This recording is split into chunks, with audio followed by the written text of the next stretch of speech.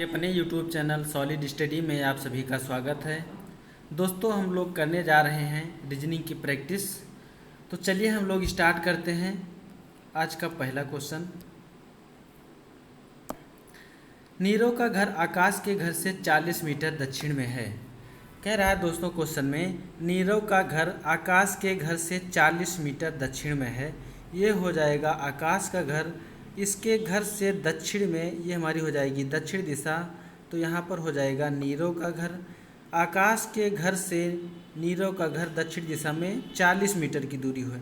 यहाँ पर है इनकी बीच की दूरी 40 मीटर। दक्ष का घर आकाश के घर के पूर्व में एक सीधी रेखा में x मीटर की दूरी पर है। दक्ष का घर आकाश के घर से पूरब दिशा में, आकाश के घर से पूरब दिशा में, ये हो जाएगी आकाश के घर के पूरब दिशा। यहाँ पर है दक्ष का घर, इसके बीच की दूरी हो जाएगी x मीटर।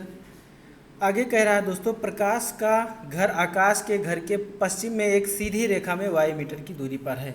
आकाश के घर से पश्चिम दिशा में, ये हो जाएगी पश्चिम दिशा। यहाँ पर हो जाएगा प्रकाश का घर और इनके बीच की दूरी हो जाएगी y मीटर। यदि प्रकाश के घर और नीरव के घर के बीच की न्यूनतम दूरी 50 मीटर है। दोस्तों कह रहा है प्रकाश के घर और नीरव के घर के बीच की न्यूनतम दूरी हमारी ये हो जाएगी न्यूनतम दूरी, इनके बीच की दूरी हो जाएगी 50 मीटर। और दक्ष के घर और नीरव के घर के बीच की न्यूनतम दूरी भी 50 मीटर है। दक्ष का घर और नीरव का घर के बीच की भी दूरी यहाँ पर 50 मीटर ही दी गई है। आगे क्वेश्चन में पूछ रहा है, तो प्रकाश के घर और दक्ष के घर के बीच की दूरी क्या होगी।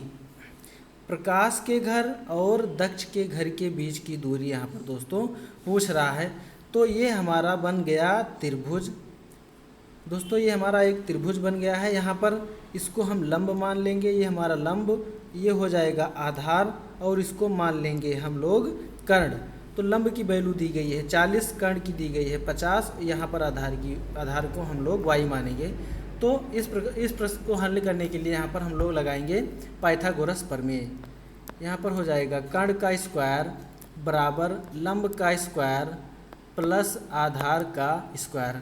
यहाँ पर कर्ण का मान है 50 का स्क्वायर बराबर 40 का स्क्वायर प्लस आधार को माने हैं हम लोग y का स्क्वायर। तो 50 का स्क्वायर हो जाएगा ये हमारा 2500 बराबर 40 का स्क्वायर हो जाएगा ये हमारा 1600 प्लस ये हो जाएगा हमारा y स्क्वायर 1600। अगर 1600 को दोस्तों हम इस साइड में लाएंगे तो 2500 माइनस 1600 बराबर y स्क्वायर। 2500 में से 1600 अगर हम माइनस करेंगे तो ये हमारा आ जाएगा 900 बराबर y स्क्वायर। दोस्तों अगर हम y स्क्वायर अगर हम हटा देंगे तो यहाँ पर लग जाएगा रूट। तो ये किसका वर्गमूल है, हमारा 30 का वर्गमूल है। तो यहाँ पर प्रकाश और आकाश के बीच की दूरी निकल के आई यहाँ पर 30 मीटर। तो जब दोस्तों प्रकाश और आकाश के बीच की दूरी यहाँ पर आ गई है 30 मीटर, तो ये दूरी भी हमारी 30 मीटर ही आएगी। तो यहाँ पर पूछ रहा है प्रकाश का घर और दक्ष के घर के बीच की दूरी। तो यहाँ पर दूरी हो जाएगी 30 मीटर और ये हो जाएगी 30 मीटर। दोनों को हम जोड़ लेंगे तो कितना हो जाएगा हमारा 60 मीटर। तो इन दोनों के घर के बीच की दूरी हो जाएगी ऑप्शन थर्ड दोस्तों, ये हो जाएगा 60 मीटर। दोस्तों इस क्वेश्चन को एक तरीके से और हम हल कर सकते हैं। अगर आप लोगों को ट्रिपलेट याद होगा तो ट्रिपलेट होता है हमारा 3, 4, 5 का। इसको हम लोग मान लेंगे 30, 40 और 50। तो हम लोग इसको हल करने की ज़रूरत नहीं थी। यहाँ पर हम 30, ये यहाँ पर 50 और 40 था, यहाँ पर हम लोग मान लेते 30। इस हिसाब से भी लगा सकते थे दोस्तों। तो चलिए ठीक है, हम लोग आप चलते हैं अगले क्वेश्चन पर। ये रहा हमारा अगला क्वेश्चन। मंच पर एक पुरुष को दिखाते हुए रीता ने कहा, वह मेरे पति की पत्नी की पुत्री का भाई है। मंच पर उपस्थित उस पुरुष का रीता से क्या संबंध है। मंच पर एक पुरुष को दिखाते हुए रीता ने कहा, यहाँ पर है रीता ने कहा। यहाँ पर हम लोग मान लेते हैं कि ये कोई मंच है। यहाँ पर एक पुरुष है। इस पुरुष को दिखाते हुए रीता ने कहा वह मेरे पति की पत्नी की पुत्री का भाई है। यह मेरे पति, इनके पति हो जाएंगे, कोई इनका पति हो जाएगा। अब इनके पति की पुत्री, अब इनकी पुत्री हो जाएगी, यहाँ पर पुत्री इनका भाई हो जाएगा। ये जो मंच पर व्यक्ति है ये इनका भाई हो जाएगा, ये हो जाएगा इनका भाई। दोस्तों पूछ रहा है मंच पर उपस्थित उस पुरुष का रीता से क्या संबंध है। उस पुरुष का रीता से क्या संबंध है। तो दोस्तों इसमें पूछ रहा है पुरुष का रीता से क्या संबंध है। तो दोस्तों इसको हम लोग हल करने से पहले ये जान लेंगे कि जैसे अगर मान लो इसमें पूछ रहा है कि पुरुष का रीता से क्या संबंध है, तो हम अगर का को मान लें कि यहाँ पर कौन, पुरुष कौन है रीता का, हम लोग अगर ऐसे मान लेंगे तो हमारा रिलेशन बहुत ही आसानी से निकल के आ जाएगा। पुरुष कौन है रीता का, तो ये पुरुष के बारे में पूछ रहा है कि पुरुष कौन है रीता का। तो रीता का, ये रीता की पुत्री हो जाएगी और ये हो जाएगा रीता का पुत्र। तो यहाँ पर हमारा ऑप्शन हो जाएगा ऑप्शन ए पुत्र। इस प्रकार से हम लोग चलते हैं दोस्तों नेक्स्ट क्वेश्चन पर। यदि सी को किसी कोड भाषा में 3 लिखा जाए, दास को 32 लिखा जाए, तो डांस को उसी कोड भाषा में क्या लिखा जाएगा। सी का कोड, सी की प्लेस वैल्यू होती है दोस्तों 3, यहाँ पर हम लोग लिखेंगे। डी की प्लेस वैल्यू कितनी होती है 4, ए की प्लेस वैल्यू 1, एस की प्लेस वैल्यू होती है 19, ए की प्लेस वैल्यू है 19 और यहाँ पर 8 की प्लेस वैल्यू हो जाएगी, एच की प्लेस वैल्यू हो जाएगी 8। इन सबको ऐड कर लेंगे दोस्तों, तो ये हो जाएगा हमारा 19 1 20, 20 4 24, 24 और 8 32। इन सबको जोड़ने पर हमारा आ जा रहा है 32। तो इसी प्रकार से हम लोग इसको भी ऐड कर लेंगे। यहाँ पर डी की प्लेस वैल्यू हो जाएगी 4, ये हो जाएगी 1, यहाँ पर हो जाएगा 14, सी की प्लेस वैल्यू है 3 और ई की प्लेस वैल्यू हो जाएगी हमारी 5। इन सबको ऐड कर लेंगे दोस्तों, तो 4 1 5, 14 5 19, 19 3 22, 22 और 5 27। तो हमारा आंसर निकल के आएगा यहाँ पर दोस्तों ऑप्शन डी 27। दोस्तों इस प्रकार से हम लोग चलते हैं अगले क्वेश्चन पर। यह रहा हमारा अगला क्वेश्चन। यदि एट द रेट का मतलब है गुणा, कॉपीराइट का मतलब है भाग, प्रतिशत का मतलब है प्लस और डॉलर का मतलब है माइनस, तो ये हमारा समीकरण दिया गया है दोस्तों। इसको हम हल करने से पहले दोस्तों इसमें हम लोग अलग से नहीं लिखेंगे। यहाँ पर जो वैल्यू, यहाँ पर प्रतिशत का जैसे यहाँ पर दिया गया है प्रतिशत का मतलब है प्लस, तो यहीं पर हम लोग प्लस यहीं पर हम लोग लिख लेंगे। उसके बाद दिया गया है कॉपीराइट, कॉपीराइट का मतलब है भाग, हम लोग यहीं पर लिख लेंगे, कहीं अलग नहीं लिखेंगे। तो ऐट द रेट का मतलब हो जाएगा यहाँ पर गुणा और डॉलर का मतलब है यहाँ पर माइनस। तो इसको हम लोग बोर्डमास के नियम पर हम इसको हल करेंगे। तो यहाँ पर पहले हम लोग हल करेंगे भाग वाला, तो 3 चौक 12 यहाँ पर आएगा 4 और 4 भाग के बाद हम लोग करेंगे गुणा वाला, तो 4 को गुणा करेंगे 8 से, तो ये हो जाएगा हमारा 32 और 32 में हम लोग 6 जोड़ेंगे तो 32 प्लस 6 हो जाएगा 38 और 38 में से हम लोग माइनस कर देंगे 3, तो ये हमारा निकल के आएगा 35। तो हमारा आंसर हो जाएगा दोस्तों ऑप्शन बी 35। इस प्रकार से हमारा आंसर हो जाएगा 35। दोस्तों हम लोग चलते हैं नेक्स्ट क्वेश्चन पर। दी गई श्रृंखला में से गलत संख्या ज्ञात कीजिए। दोस्तों इसमें हम लोगों को पता करना है कि कौन सी संख्या हमारी गलत है। दोस्तों इस क्वेश्चन को हल करने से पहले हम लोग देख लेंगे कि हमारा इससे आसान होगा कि मतलब पहले से हम लोग शुरुआत से देखेंगे, शुरुआत से हमारा आसानी से हल हो पा रहा है, या फिर हम देख लेंगे कि पीछे से। दोस्तों इस क्वेश्चन को हम किसी भी तरीके से हल करें, बस हमारा आंसर आना चाहिए। अगर हम इधर से शुरुआत से अगर हल करेंगे दोस्तों हमें तो थोड़ा सा फिर कठिनाई आएगी, लेकिन अगर हम इस क्वेश्चन को पीछे से अगर हम हल करें तो दोस्तों यहाँ से देखेंगे 153 में हम लोग अगर ऐड कर देंगे 5 तो ये हो जाएगा हमारा 158 और 158 में हम लोग ऐड कर देंगे 7 तो ये हमारा हो जाएगा 65 तो इसी प्रकार से अगर हम लोग 165 में हम लोग देखो कितना ऐड करेंगे, यहाँ पर कितना ऐड करना होगा, या 6 में से 5 गया, यहाँ पर हम लोग 11 ऐड कर रहे हैं। कहने का मतलब यहाँ पर 153 में हम लोग 5 ऐड कर रहे हैं, फिर 158 में 7 ऐड कर रहे हैं, 165 में हम लोग 11 ऐड कर रहे हैं। इस प्रकार से हमारी सीरीज बन रही है, अभाज्य संख्याओं को जोड़ रहे हैं। दोस्तों यहाँ पर पहली संख्या हो जाएगी हमारी 5 अभाज्य संख्या, उसके बाद 7 अभाज्य संख्या, उसके बाद हो जाएगी हमारी अभाज्य संख्या 11, इसके बाद हमारी अभाज्य संख्या हो जाएगी 11 के बाद 13। दोस्तों इसमें हम अगर 13 ऐड कर देंगे, 176 में हम लोग 13 ऐड करेंगे तो 6 3 9 7 1 8 और यहाँ पर हो जाएगा 1। तो यहाँ पर हमको गलत संख्या पता करना है, तो गलत संख्या कौन सी हो जाएगी हमारी 188। यहाँ पर 188 के बजाय 189 आना चाहिए। अब 189 हम लोग चेक कर लेंगे। 189 यहाँ पर अभाज्य संख्या 13 ऐड किए थे, इसके बाद 13 के बाद हमारी अभाज्य संख्या हो जाएगी 17। अगर हम 189 में हम 17 ऐड कर देंगे तो क्या 206 आएगा। 9 7 16 8 1 9 1 10, यहाँ पर हो जाएगा 206। कहने का मतलब हमारा ये आंसर सही है।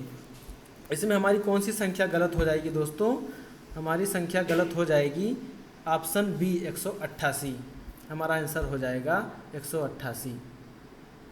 दोस्तों हम लोग चलते हैं अगले क्वेश्चन पर। एक पिता और उसके पुत्र की आयु का योग 70 साल है। 10 साल बाद पुत्र की उम्र पिता की उम्र से आधी होगी, अब उनकी उम्र कितनी है। दोस्तों इस क्वेश्चन को हम लोग ऑप्शन से सॉल्व करेंगे। पहली बात बता रहा है इसमें कि पिता और उसके पुत्र की आयु का योग 70 साल है। हम लोग ऑप्शन में चेक करेंगे कि कौन से ऑप्शन में इनकी आयु का योग 70 वर्ष हो रहा है। दोस्तों ऑप्शन ए इसमें 45 और 25 जोड़ेंगे, ये भी हमारा 70 वर्ष हो रहा है। ऑप्शन बी इसमें भी 70 वर्ष हो रहा है। सी भी इसमें भी 70 वर्ष हमारा ऐड करने पर आ रहा है। लेकिन ऑप्शन डी जो है इसमें आ रहा है हमारा 75 वर्ष। तो हमारा डी ऑप्शन तो बिल्कुल नहीं हो सकता है। अब इसमें दोस्तों हमको ये दिया गया है कि 10 साल बाद पुत्र की उम्र पिता की उम्र से आधी होगी। दोस्तों अब इसमें हम किसी भी ऑप्शन को उठाएंगे। इसमें अगर हम मान लो पहला ऑप्शन उठाते हैं तो 45 वर्ष और 25 वर्ष। अगर 45 में अगर हम 10 जोड़ते हैं तो हो जाएगा हमारा 55 वर्ष, और 25 में 10 जोड़ेंगे तो हमारा हो जाएगा 35 वर्ष।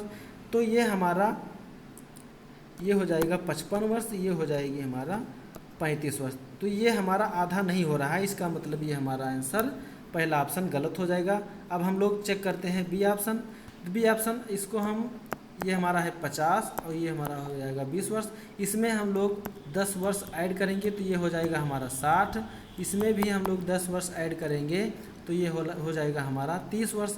दोस्तों कह रहा है 10 वर्ष बाद, तो 10 वर्ष बाद पुत्र की उम्र पिता की उम्र की आधी हो जाएगी। 10 वर्ष बाद ये हो जाएगी हमारी है पिता की उम्र, ये हो जाएगी पुत्र की उम्र। तो इसमें देखेंगे यहाँ पर हमारा आधा दिखाई पड़ रहा है, ये है 60 और ये है इनके पुत्र की उम्र 30। तो इसका आधा 30 है, तो इसलिए हमारा ऑप्शन हो जाएगा सही बी 50 वर्ष और 20 वर्ष। दोस्तों अब हम लोग चलते हैं नेक्स्ट क्वेश्चन पर। दिए गए विकल्पों में से लुप्त संख्या ज्ञात कीजिए। यहाँ पर दिया गया है 7 3 2 4 9 6 2 1 5। दोस्तों इस प्रकार के क्वेश्चन में हम लोग देखेंगे जहाँ पर हमारी बड़ी संख्या दिखाई पड़ेगी, जहाँ भी बड़ी संख्या दिखाई पड़ेगी दोस्तों हम लोगों को बड़ी संख्या ही लाना है किसी तरीके से। तो देखते हैं दोस्तों इसमें क्या लॉजिक लगा है। इसमें देखते हैं दोस्तों, इसमें अगर हम 7 का स्क्वायर करेंगे और 4 का स्क्वायर करेंगे और 2 का स्क्वायर करेंगे और इन सबको हम लोग ऐड कर लेंगे तो हमारा निकल के आएगा 169 नहीं सॉरी यहाँ पर निकल के आएगा 69। 7 का स्क्वायर प्लस 4 का स्क्वायर प्लस 2 का 7 का स्क्वायर हो जाएगा यहाँ पर 49 प्लस 4 का स्क्वायर हो जाएगा 16 प्लस 2 का स्क्वायर हो जाएगा 4। तो 49 16 और 4 को हम लोग ऐड करेंगे तो हमारा निकल के आएगा ये 69। इसी प्रकार से अगर हम 3 का स्क्वायर करें, 3 का स्क्वायर प्लस 9 का स्क्वायर प्लस 1 का स्क्वायर, इन सबको स्क्वायर करेंगे। 3 का स्क्वायर 9, 9 का स्क्वायर हो जाएगा 81 प्लस 1 का स्क्वायर हो जाएगा 1। तो ये हमारा हो जाएगा 81 9 90 और 1 91। यहाँ पर निकल के आया हमारा 91। तो इसी प्रकार से हम लोग इसको भी सॉल्व करेंगे। 2 का स्क्वायर प्लस 6 का स्क्वायर प्लस 5 का स्क्वायर। 2 का स्क्वायर हो जाएगा 4 प्लस 6 का स्क्वायर हो जाएगा 36 प्लस 5 का स्क्वायर हो जाएगा 25। दोस्तों इन सबको हम लोग ऐड करेंगे तो ये हमारा 5 6 5 11 11 4 15 2 3 5 5 1 6। हमारा आंसर निकल के आया 65। तो हमारा ऑप्शन सही हो जाएगा बी ऑप्शन, आंसर हमारा हो जाएगा 65। दोस्तों हम लोग चलते हैं नेक्स्ट क्वेश्चन पर। निम्न में से कौन सा वेन डायग्राम आम, फल और सब्जी के बीच के संपर्क को सबसे अच्छी तरह दर्शाता है? दोस्तों यहाँ पर देखेंगे आम, फल और सब्जी। आम, जितने भी आम होंगे हमारे सब फल के अंतर्गत आएंगे। ये हो जाएगा हमारा आम, ये हो जाएगा हमारा आम, ये हो जाएगा हमारा आम। जितने भी आम हैं दोस्तों वो सब फल के अंदर आते हैं। ये हो जाएगा हमारा फल। और सब्जी, जो सब्जी होती है वो हमारी फल से अलग हो जाएगी। तो इस प्रकार का डायग्राम हमारा दिख रहा है। ऑप्शन डी हमारा आंसर हो जाएगा, ऑप्शन डी। चलिए दोस्तों हम लोग चलते हैं नेक्स्ट क्वेश्चन पर। किसी कोड भाषा में जो का रा का मतलब है गो फार वाल, मा फो का मतलब है डो नाट वाल, और सा टू जो का मतलब है गुड फॉर यू। इसमें से गो का कोड पूछा गया है दोस्तों। यहाँ पर गो का कोड पूछा गया है। देखेंगे दोस्तों यहाँ पर कहीं गो और दिखाई पड़ रहा है, जैसे यहाँ पर गो दिखाई पड़ रहा है, गो और कहीं हमको नहीं दिखाई पड़ रहा है। तो देखेंगे इसमें गो के साथ फार है और वाल्क है, तो हम इसको फार और वाल्क का कोड अगर हम निकाल कर अलग कर लेंगे तो हमारा गो का कोड आराम से निकल जाएगा। तो देखेंगे यहाँ पर फार अगर यहाँ पर है तो देखेंगे और कहाँ पर फार हमारा मिल रहा है। यहाँ पर पहले में फार मिल रहा है और यहाँ पर मिल रहा है हमारा तीसरे में फार। देखेंगे पहले और तीसरे में कोई एक कॉमन है, तो फार के लिए अगर मान लो यहाँ पर जो का रा है और यहाँ पर तीसरे में दिखाई पड़ रहा है सा टू जो, तो यहाँ पर पहले और तीसरे में फार कॉमन है और यहाँ पर पहले और तीसरे में हमारा जो कॉमन है। तो ये हमारा हो जाएगा फॉर के लिए, फार का कोड हो जाएगा जो। अब इसके बाद हमारा बचा है वाल, तो वाल का कोड हो जाएगा हमारा यहाँ पर वाल है। और देखेंगे हमारा कौन से ऑप्शन कौन से समीकरण में है हमारा। यहाँ पर पहले समीकरण में वाल्क है और यहाँ पर दूसरे समीकरण में वाल्क हमारा दिया गया है। तो देखेंगे यहाँ पर वाल्क, यहाँ पर जो का तो कोड हो जाएगा हमारा, फार का कोड हो जाएगा हमारा जो। अब यहाँ पर बचा है का और रा, और यहाँ पर हमारा दिया गया है मा फो का। तो यहाँ पर देखेंगे वाल्क और वाल्क यहाँ पर कॉमन है, यहाँ पर देखेंगे यहाँ भी हमारा कौन सा कॉमन है का। तो यहाँ पर वाल का हो जाएगा, यहाँ पर वाल का कोड हो जाएगा का। तो ये हमारा बचा गो। तो जब गो हमारा बचा तो इस समीकरण में हमारा रा बचा, तो यहाँ पर हो जाएगा गो का रा, गो का कोड हो जाएगा रा। तो हमारा ऑप्शन हो जाएगा ऑप्शन बी सही। यहाँ पर गो का कोड हो जाएगा रा। तो दोस्तों हम लोग चलते हैं नेक्स्ट क्वेश्चन पर। यह है हमारा अगला क्वेश्चन। किसी ब्लॉक को नीचे दिए गए आकृतियों में दिखाए अनुसार उसके 6 फलकों को पीला, लाल, काला, नारंगी, गुलाबी और नीला पेंट किया गया है। आकृति 3 में लाल के ठीक सामने कौन सा रंग होगा? दोस्तों इसमें पूछ रहा है लाल का विपरीत, इसमें पूछ रहा है दोस्तों लाल का विपरीत क्या होगा। इस क्वेश्चन को सॉल्व करने से पहले दोस्तों हम लोग देखेंगे कोई 2 बॉक्स ऐसा लेंगे जिसमें दोनों बॉक्सों में एक शब्द समान होना चाहिए। तो जैसे हम लोग पहला बॉक्स ले लेते हैं दोस्तों, इसमें हम लोग पहला बॉक्स लिए, इसमें है ऑरेंज, पिंक और येलो। तो देखेंगे ऑरेंज, पिंक, येलो। यहाँ पर तीसरा बॉक्स, पहला और तीसरा बॉक्स अगर हम ले लेते हैं तो यहाँ पर रेड, ब्लू, येलो। तो यहाँ पर पहले और तीसरे में येलो हमारा कॉमन है। जो शब्द कॉमन है दोस्तों उस शब्द को उठाकर हम लोग एंटी क्लॉकवाइज या फिर क्लॉकवाइज हम किसी भी तरीके से इसको हम सॉल्व कर सकते हैं। अगर पहले बॉक्स को हम क्लॉकवाइज अगर चलाएंगे तो दूसरे बॉक्स को भी जो हम अगला बॉक्स लिए रहेंगे उसको भी हमें क्लॉकवाइज चलाना रहेगा। यहाँ पर जैसे हमारा कॉमन शब्द है येलो, येलो के बाद क्लॉकवाइज चलाएंगे तो येलो के बाद हमारा हो जाएगा ऑरेंज, ऑरेंज के बाद हो जाएगा हमारा पिंक। अब यहाँ पर दूसरे बॉक्स में हमारा येलो, येलो के बाद है क्लॉकवाइज रेड, और रेड के बाद क्लॉकवाइज हमारा हो जाएगा ब्लू।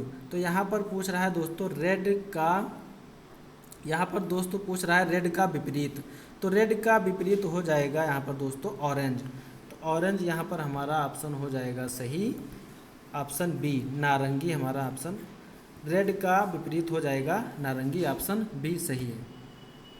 दोस्तों हम लोग चलते हैं अगले क्वेश्चन पर। कुछ समीकरण को इस प्रकार कुछ समीकरणों को एक निश्चित प्रणाली के आधार पर हल किया जाता है, उसी आधार पर इस समीकरण का सही उत्तर बताइए। दोस्तों यहाँ पर समीकरण हमारा दिया गया है 4, 5, 8, इसको किस प्रकार से हल किया गया है कि 584 आ जाए। 7, 3, 9, इसको किस प्रकार से हल किया जाए कि 397 आ जाए। उसी प्रकार से 9, 7 और 3 को हल करें कि हमारा क्वेश्चन मार्क पर हमारा कोई संख्या हमारी जो हमारा आंसर हो जाएगा यहाँ पर आएगा क्वेश्चन मार्क पर। दोस्तों देखते हैं हमारा किस प्रकार से सॉल्व किया गया है।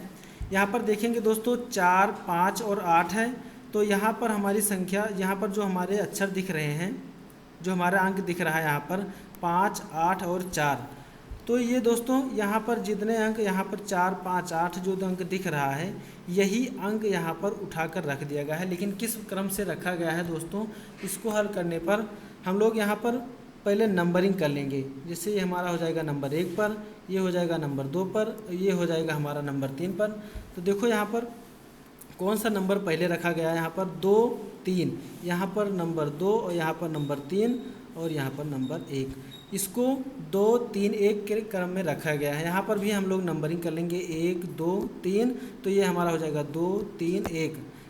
ये हमारा अगर इसको भी इसी प्रकार से नंबरिंग कर लेंगे तो हमारा 2, 3, 1 के क्रम में रखा गया है। तो यहाँ पर 2 वाला क्रम क्या हो जाएगा, यहाँ पर 7, 3 वाला हो जाएगा 3 और यहाँ पर 1 के क्रम में हमारा आ जाएगा 9।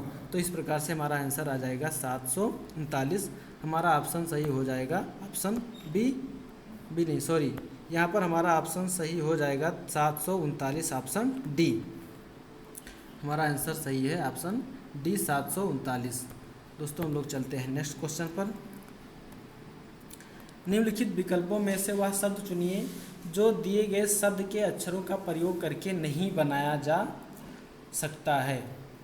ये जो हमारा शब्द दिया गया है इसका प्रयोग करके कौन से ऑप्शन में नहीं बनाया जा सकता है। दोस्तों इस प्रश्न को हल करने पर हम लोग ये देखेंगे ये जो शब्द दिया गया है इसमें से कोई भी एक अक्षर अगर हमें ऑप्शन में एक्स्ट्रा दिख जाता है तो वही हमारा ऑप्शन गलत हो जाता है। इसमें दिया गया है, पहला ऑप्शन चेक करेंगे दोस्तों, यहाँ पर दिया गया है डिस्टेंस। तो यहाँ पर डिस्टेंस में हमारा पहला ही अक्षर दिख रहा है कि डी।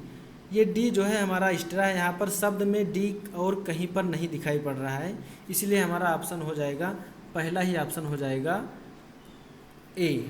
हमारा हो जाएगा ऑप्शन ए सही हो जाएगा। ये डिस्टेंस नहीं बनाया जा सकता है इस शब्दों का प्रयोग करके, इसलिए हमारा आंसर हो जाएगा ऑप्शन ए। चलिए दोस्तों हम लोग चलते हैं अगले क्वेश्चन पर।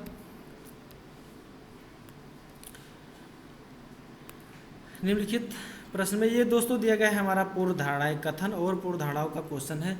इसमें कथन दिया गया है दोस्तों, विद्यालय की इमारत खराब स्थिति में है, इसकी तत्काल मरम्मत और पुताई की आवश्यकता है।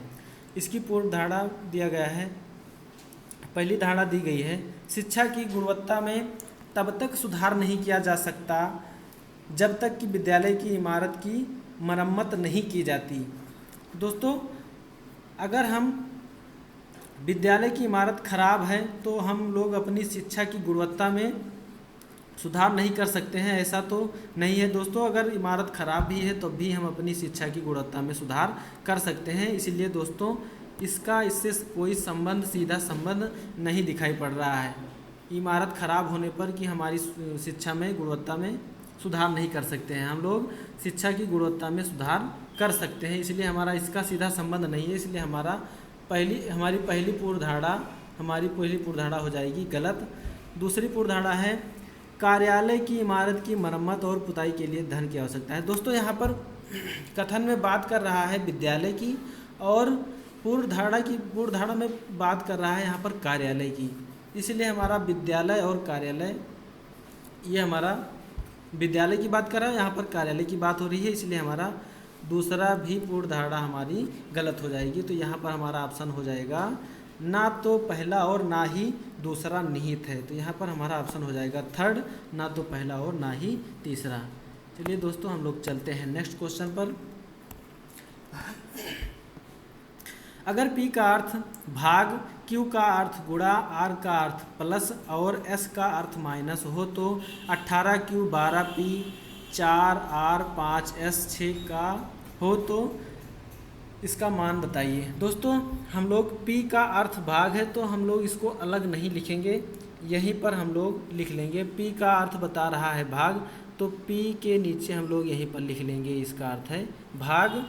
Q का अर्थ बता रहा है गुणा, तो इसी Q के नीचे हम लोग लिख लेंगे गुणा। R का अर्थ है प्लस, तो यही R के नीचे हम लोग यहीं पर लिख लेंगे प्लस। तो S का अर्थ है माइनस, तो यहीं पर हम लोग लिख लेंगे इसके नीचे माइनस। तो बॉडमास के नियम पर हम लोग बॉडमास के नियम से आधारित हम लोग इसको हल करेंगे। तो दोस्तों इसमें सबसे पहले हम लोग भाग को हल करेंगे। तो 4 अगर हम काटेंगे इसको तो 4 3 12, ये हो जाएगा हमारा 3। तो 18 को 3 से गुणा करेंगे, हमारा हो जाएगा 18 3 54। इसमें प्लस करेंगे 5, 54 में 5 ऐड कर देंगे तो ये हमारा हो जाएगा 59। 59 में माइनस हम लोग 6 करेंगे तो ये हमारा आ जाएगा 53। तो हमारा आंसर हो जाएगा 53। हमारा ऑप्शन हो जाएगा ऑप्शन बी सही 53। हमारा आंसर हो जाएगा 53। दोस्तों हम लोग चलते हैं नेक्स्ट क्वेश्चन पर। निम्नलिखित श्रृंखला में ऐसे कितने डॉलर हैं जिनके ठीक बाद एक प्रतीक है तथा ठीक पहले एक सम संख्या है। डॉलर को देखेंगे दोस्तों, इसके बाद में कितने प्रतीक हैं और इनके ठीक पहले कितने हमारी सम संख्या है। तो दोस्तों यहाँ पर देखेंगे हमारा पहला डॉलर, यहाँ पर डॉलर के बाद में तो प्रतीक है लेकिन इसके पहले भी प्रतीक हमारा दिखाई पड़ रहा है। यहाँ पर डॉलर है तो ये डॉलर है, यहाँ पर इसके बाद में प्रतीक है और इसके पहले हमारी सम संख्या है। यहाँ पर हमारा हो जाएगा पहला, और इसके बाद डॉलर यहाँ दिखाई पड़ रहा है दोस्तों, तो यहाँ इसके बाद में हो जाएगा 5। इसके बाद में हमारा चाहिए प्रतीक, लेकिन यहाँ पर हमारी आ जाएगी संख्या आ जा रही है यहाँ पर, तो यहाँ पर ये भी नहीं हो सकता है। इस डॉलर पर देखेंगे तो इस डॉलर के बाद में दिखाई पड़ रहा है हमारी एक सम संख्या, ये भी नहीं होगा। लेकिन यहाँ पर डॉलर दिखाई पड़ रहा है तो डॉलर के बाद में प्रतीक भी है और इसके पहले हमारी सम संख्या भी है। तो इसमें 2 डॉलर ऐसे दिखाई पड़ रहे हैं, इसमें 2 डॉलर ऐसे दिखाई पड़ रहे हैं जिसके बाद में ठीक बाद में प्रतीक और उसके ठीक पहले सम संख्या दिखाई पड़ रही है। तो इसलिए हमारा आंसर हो जाएगा इसमें ऑप्शन बी 2 डॉलर ऐसे हैं जिनके बाद में ठीक बाद में प्रतीक और उसके ठीक पहले हमारी सम संख्या दिखाई पड़ रही है। तो चलिए दोस्तों हम लोग चलते हैं नेक्स्ट क्वेश्चन पर। टी, एस, वी और डब्ल्यू 4 बैग हैं जिसमें प्रत्येक का वजन अलग अलग है। बैग टी केवल एस से हल्का है, वी डब्ल्यू से हल्का है और डब्ल्यू टी से हल्का है। 4 बैगों में से कौन सा बैग सबसे हल्का है। दोस्तों इसमें कह रहा है बैग टी केवल एस से हल्का है, बैग टी केवल एस से हल्का है, एस से हल्का है बैग टी।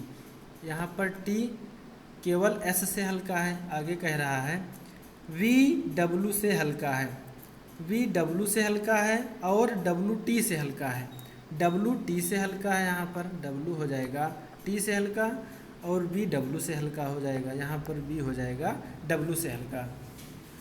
तो इस प्रकार से हमारे चारों बैग रख चुके हैं। यहाँ पर 4 बैगों में कौन सा बैग पूछ रहा है सबसे हल्का है।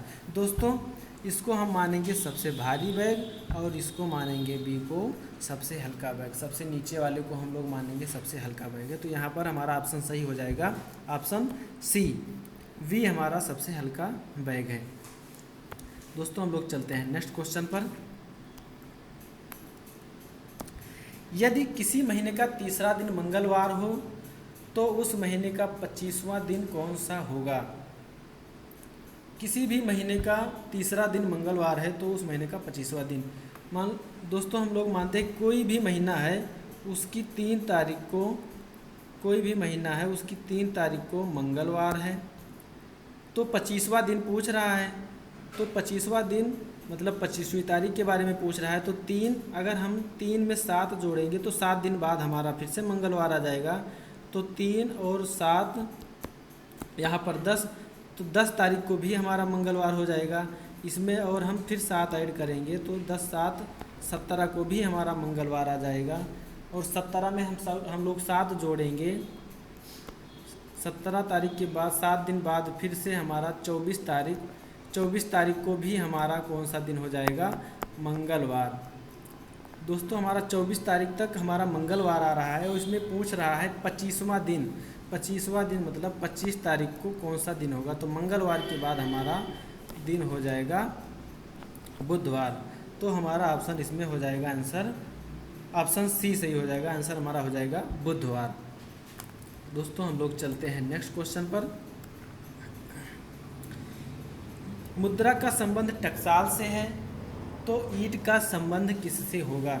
दोस्तों मुद्रा का संबंध टकसाल से है तो ईंट का संबंध हमारा भट्ठी से हो जाएगा। ऑप्शन ए सही है हमारा भट्ठी। ईंट का संबंध हो जाएगा भट्ठी। दोस्तों हम लोग चलते हैं नेक्स्ट क्वेश्चन पर। यहाँ पर दिया गया है होप का संबंध IPQF से है तो मोल्टू का संबंध किससे होगा? तो होप देखते हैं दोस्तों इसमें कौन सा लॉजिक लगा है। यहाँ पर HOP, यहाँ पर देखेंगे दोस्तों H, यहाँ पर अगर H में एक जोड़ देंगे तो यहाँ पर एक जोड़ेंगे तो H के बाद I आ जाएगा, फिर उसके बाद में O में एक जोड़ेंगे तो यहाँ पर हो जाएगा P, H के बाद I, O के बाद P और यहाँ पर P के बाद Q और E के बाद में F है। कहने का मतलब दोस्तों इसमें हर एक अक्षर में एक एक जोड़ने पर हमारा ये बन रहा है। तो इसी प्रकार से इसमें भी हम लोग एक एक जोड़ देंगे तो M के बाद हो जाएगा यहाँ पर N, यहाँ पर N हो जाएगा, O के बाद P, L के बाद M हो जाएगा, T के बाद U, U के बाद में B हमारा हो जाएगा। तो यहाँ पर देखेंगे NPMUB हमारा ऑप्शन सही हो जाएगा B, NPMUB। यहाँ पर हमारा ऑप्शन सही हो जाएगा B, NPMU और V। ऑप्शन हमारा हो जाएगा B सही। दोस्तों चलते हैं हम लोग नेक्स्ट क्वेश्चन पर। निम्नलिखित शब्दों को शब्दकोश में दिए गए क्रम के अनुसार लिखिए। यहाँ पर दिया गया है दोस्तों इसमें सारे ऑप्शन को दोस्तों शब्दकोश के अनुसार हमको सेट करना है। और शब्दकोश में हम लोग देखेंगे दोस्तों यहाँ पर DIFF, यहाँ भी पहले ऑप्शन में DIFF और दूसरे ऑप्शन में DIFF, तीसरे ऑप्शन में भी DIFF और चौथे ऑप्शन में भी DIFF।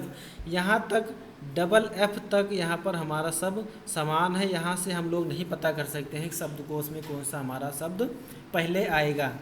अब हम लोग देखते हैं दोस्तों F के बाद में यहाँ पर हमारा दिख रहा है E और यहाँ पर I और दूसरे ऑप्शन में भी I दिख रहा है और चौथे ऑप्शन में भी I दिख रहा है। तो I और E में दोस्तों I और E में हमारा सबसे पहले आता है E। तो हमारा ऑप्शन तीसरा जो है हमारा शब्दकोश में सबसे पहले आएगा। तो सबसे पहले हमारा शब्दकोश में तीसरा आएगा तो B और D में हमारा सबसे पहला तीसरा दिखाई दे रहा है। तो A और C हमारा नहीं हो सकता है।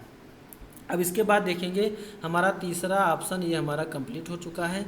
अब पहले दूसरे और चौथे ऑप्शन में देखेंगे दोस्तों यहाँ पर FF के बाद में यहाँ पर I है और यहाँ भी I है, यहाँ भी I है।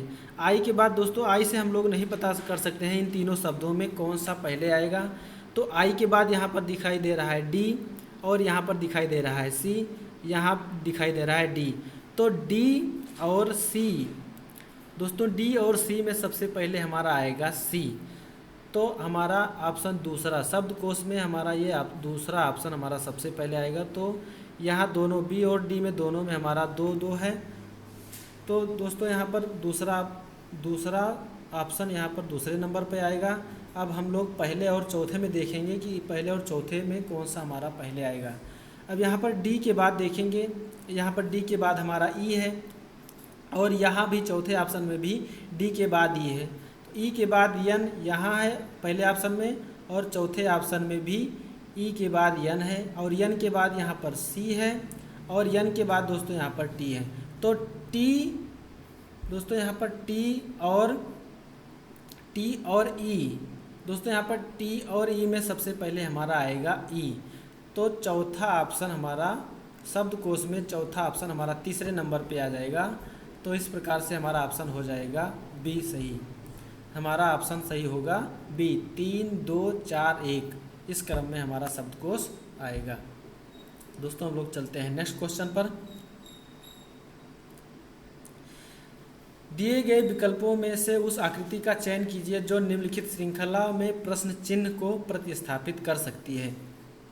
दोस्तों इस प्रकार के क्वेश्चन बहुत ही इंपॉर्टेंट क्वेश्चन है सर। दोस्तों इसको हम लोग देखते हैं कैसे हल करेंगे। यहाँ पर पहले बॉक्स में दिया गया है, यहाँ पर जैसे ये ए आर है, ए आर यहाँ पर है और दूसरे बॉक्स में ए आर यहाँ पर आ जा रहा है। दोस्तों ए आर, दोस्तों ये हमारा जो है इस प्रकार से पंक्ति में है और यहाँ पर ये स्तंभ के रूप में आ जा रहा है। आर के पहले ए है तो यहाँ भी आर के पहले ए है, तो आर के पहले यहाँ पर ए आ जा रहा है। तो आर ए इस प्रकार से है तो इस बॉक्स में यहाँ पर सीधी पंक्ति में आ जा रहा है, यहाँ पर आर ए और इसके बाद में इस बॉक्स में इसी आर ए को यहाँ पर नीचे कर दिया जा रहा है, यहाँ पर नीचे हो जाएगा। उसके बाद में यही आर ए इस बॉक्स में पंक्ति के रूप में नीचे हो जाएगा और इसी आर ए को इस बॉक्स में हम लोग कर देंगे, यहाँ पर ये बॉक्स के इधर है तो यहाँ बॉक्स के इस साइड में हम लोग लिख देंगे आर ए। तो देखेंगे दोस्तों आर ए कौन से ऑप्शन में है। आर ए हमारा पहले ऑप्शन में दिख रहा है, दूसरे ऑप्शन में दिख रहा है, तीसरे ऑप्शन में भी दिख रहा है, चौथे ऑप्शन में दिख रहा है ए आर। ये वाला हमारा ऑप्शन गलत हो जाएगा। इसके बाद हम लोग पता करेंगे के एल। के एल दोस्तों यहाँ पर के एल है, अब के एल इसी क्रम में जाएगा, के बाद यल है तो के बाद ही यल आएगा।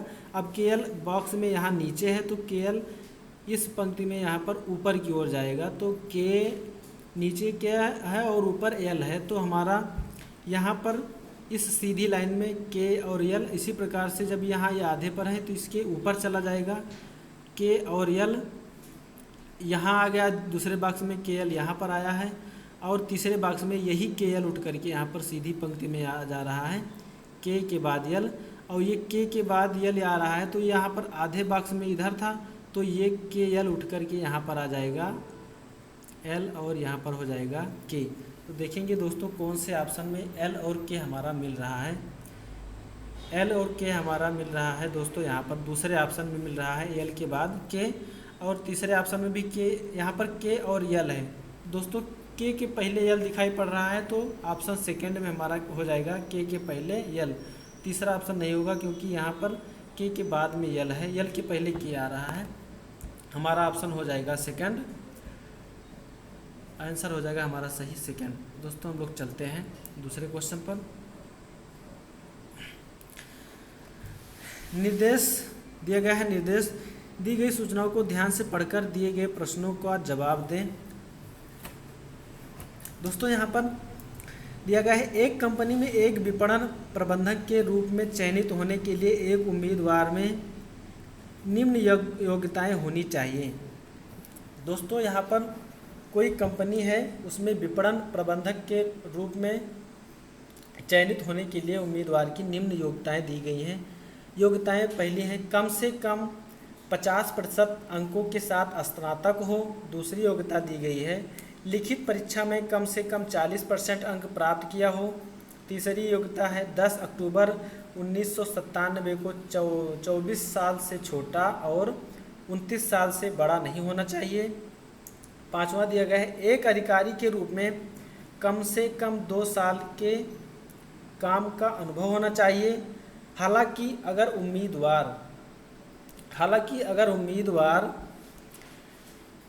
नंबर 5 सभी मापदंडों को पूरा करता है, उपरोक्त 4 नंबर, यहाँ पर योग्यता जो दी गई है 4 नंबर, इसके बारे में कह रहा है 4 को छोड़कर लेकिन विपणन प्रबंधन में डिप्लोमा किया हो। दोस्तों अगर नंबर 4 वाला, अगर 4 की योग्यता अगर नहीं फॉलो हो रहा है तो वो विपणन प्रबंधन में डिप्लोमा किया हो, उसका मामला महाप्रबंधन विपणन के पास भेजा जाएगा। ऑप्शन 5वां है सभी मापदंडों को पूरा करता है, उपरोक्त 3 को छोड़कर लेकिन कम से कम 3 साल विपणन अधिकारी के रूप में काम किया हो, उसका मामला निदेशक विपणन के पास भेजा जाएगा। दोस्तों यहाँ पर ऑप्शन 3 है 10 अक्टूबर 1997 को 24 साल से छोटा और 29 साल से बड़ा नहीं होना चाहिए। दोस्तों यहाँ पर आयु में जो छोटा बड़ा और बता रहा है, तो यहाँ पर अगर आयु में छोटा हो या बड़ा हो, अगर वो फॉलो नहीं कर रहा है तो उसके पास कम से कम 3 साल का विपणन अधिकारी के रूप में काम करने का अनुभव हो। दोस्तों हम लोग इसका क्वेश्चन हल करेंगे। यहाँ पर क्वेश्चन दिया गया है मंजू शर्मा प्रथम श्रेणी में स्नातक हैं। दोस्तों यहाँ पर स्नातक में 50% मांगा है और यहाँ पर मंजू के स्नातक में प्रथम श्रेणी है, तो यहाँ पर प्रथम श्रेणी में 60% से ज़्यादा ही होगा। प्रथम श्रेणी है 60% और उसने विपणन प्रबंधन में डिप्लोमा किया है। उसने लिखित परीक्षा में 50% का अंक हासिल किया है। तो लिखित परीक्षा है दोस्तों यहाँ पर 40% मांगा है, उसने हासिल किया है 50%। वह 5 सितंबर 1996 को 23 वर्ष की थी। यह वर्तमान में बेरोजगार है। दोस्तों बहुत सारे साथी हमारे यहाँ पर देखेंगे कि यहाँ प्रश्न में दिया गया है कि 24 साल से छोटा और 29 साल से बड़ा नहीं होना चाहिए, और यहाँ क्वेश्चन में दिया गया है कि 5 सितंबर 1996 को 23 वर्ष की थी। दोस्तों बहुत हमारे साथी ऐसे हैं कि यहाँ पर जैसे 23 वर्ष देखेंगे वो ये सोच ले जाएंगे कि यहाँ पर इसका चयन नहीं हो सकता है, क्योंकि यहाँ पर 24 साल मांगा है और 29 साल से बड़ा नहीं होना चाहिए, 24 साल से छोटा नहीं होना चाहिए। दोस्तों लेकिन यहाँ पर 1997 10 अक्टूबर 1997 को मांगा है और ये 23 वर्ष की है 5 सितंबर 1996 की। तो यहाँ पर सितंबर 1996 ये 23 वर्ष की है। दोस्तों यहाँ पर अक्टूबर, अगर हम 10 अक्टूबर 1997 को देखेंगे तो ये लगभग हमारी 24 वर्ष और 1 माह की, लगभग 24 वर्ष 1 माह की हो जाएगी। हम लोग मान लेते हैं 24 वर्ष की, इसकी आयु हमारी 24 वर्ष हो जाएगी। दोस्तों लेकिन यहाँ पर दिया गया है उसके पास विपणन प्रबंधन में डिप्लोमा किया है। उसने क्या किया है? विपणन प्रबंधन में डिप्लोमा किया है। दोस्तों यहाँ पर हमारा ऑप्शन जो है चौथे को फॉलो कर रहा है, को छोड़कर चौथे में दिया गया है एक अधिकारी के रूप में कम से कम 2 साल के अनुभव होना चाहिए। यहाँ पर चौथा वाला तो नहीं फॉलो हो रहा है, लेकिन चौथे को छोड़ करके उसने विपणन प्रबंधन में डिप्लोमा किया है। तो इसका मामला दोस्तों महाप्रबंधन विपणन के पास भेजा जाएगा। इसने स्नातक भी इसका फॉलो हो रहा है और लिखित परीक्षा में 40% से ज़्यादा है, इसमें 50% लाया है और इसकी आयु भी हमारी 24 वर्ष हो जा रही है और इसमें दिया गया है कि विपणन प्रबंधन में डिप्लोमा किया है। तो इसमें अधिकारी के तौर पर 2 साल का काम का अनुभव नहीं है, लेकिन उसने विपणन प्रबंधन में डिप्लोमा किया है, तो इसका मामला भेजा जाएगा महाप्रबंधन विपणन को। तो इसलिए हमारा इसमें ऑप्शन हो जाएगा हमारा 4 सही, महाप्रबंधन विपणन को भेजा जाएगा इसका मामला। दोस्तों हम लोग चलते हैं नेक्स्ट क्वेश्चन पर। निर्देश सारे हमारे दोस्तों वही हैं, बस क्वेश्चन यहाँ पर चेंज हो जाएगा। रोहित वर्मा पिछले 10 वर्षों से अधिकारी के रूप में एक संगठन में काम कर रहा है। रोहित वर्मा पिछले 10 वर्षों से अधिकारी के रूप में संगठन में काम कर रहा है। दोस्तों यहाँ पर विपणन अधिकारी की बात कर रहा है और यहाँ पर दिया गया है सिर्फ और सिर्फ अधिकारी, और यहाँ पर बात कर रहा है कि विपणन अधिकारी के बारे में, लेकिन यहाँ पर दिया गया है सिर्फ अधिकारी। उसका जन्म 17 फरवरी 1964, उसका जन्म दिवस 17 फरवरी 1964 है उसने स्नातक परीक्षा में 60% अंक हासिल किए हैं और लिखित परीक्षा में 40% अंक हासिल किए हैं। दोस्तों स्नातक में भी उसने 60% हासिल किया है, यहाँ पर मांगा है 50%, लिखित परीक्षा में मांगा है 40%, यहाँ भी 40% इसने हासिल किया है। लेकिन दोस्तों यहाँ पर अधिकारी के बारे में बात कर रहा है, लेकिन यहाँ पर मांगा है विपणन अधिकारी। और दोस्तों यहाँ पर देखेंगे 17 फरवरी उसका जन्म दिवस है, 17 फरवरी 1964। दोस्तों इसमें अगर हम 17 फरवरी 1964 में अगर हम 10 वर्ष और जोड़ देंगे तो यहाँ पर हो जाएगा वो 10 वर्ष, सॉरी यहाँ पर 10 महीना और जोड़ देंगे तो हमारा हो जाएगा 1965। यहाँ पर हो जाएगा 1965। दोस्तों 1965 हमारा हो जाएगा। यहाँ पर मांगा है 1997। 1997 में से अगर हम 1965 अगर हम माइनस कर दें दोस्तों, यहाँ पर आ जा रहा है 7 में से 5 गया 2, 9 में से 6 गया 3। यहाँ पर आयु इसकी निकल के आ रही है 32 वर्ष, लेकिन यहाँ पर मांगा है कि उसकी आयु 24 साल से छोटा और 29 साल से बड़ा नहीं होना चाहिए। तो यहाँ पर इसकी आयु बड़ी हो जा रही है दोस्तों, इसलिए इसका चयन नहीं हो पाएगा। तो उम्मीदवार का चयन नहीं होना है, यहाँ पर उम्मीदवार का चयन नहीं होना है। ऑप्शन फर्स्ट सही हो जाएगा, उम्मीदवार का चयन नहीं होना है। इस प्रकार से दोस्तों हम लोग चलेंगे नेक्स्ट क्वेश्चन पर। दोस्तों निर्देश हमारे वही है। क्वेश्चन में दिया गया है अमित खन्ना का जन्म 5 जून 1973 को हुआ था। उसने विपणन प्रबंधन में अपना स्नातकोत्तर किया है। उसने लिखित परीक्षा में 50% अंक हासिल किए हैं। वह पिछले 4 वर्षों से एक विपणन अधिकारी के रूप में एक संगठन में काम कर रहा है। दोस्तों 5 जून 1973 को उसका जन्म 5 जून 1973 को हुआ है। उसने विपणन प्रबंधन में अपना स्नातकोत्तर किया है। दोस्तों यहाँ पर दिया गया है विपणन प्रबंधन में अपना स्नातकोत्तर किया है।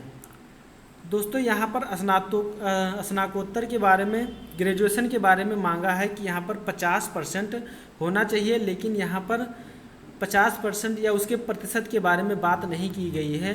यहाँ पर सिर्फ उसने स्नातकोत्तर किया है, उसका प्रतिशत नहीं मालूम है कि कितना % पाया है। तो इसलिए दोस्तों इसमें हमारा ऑप्शन सही होगा कि दी हुई जानकारी सवाल का जवाब देने के लिए पर्याप्त नहीं है।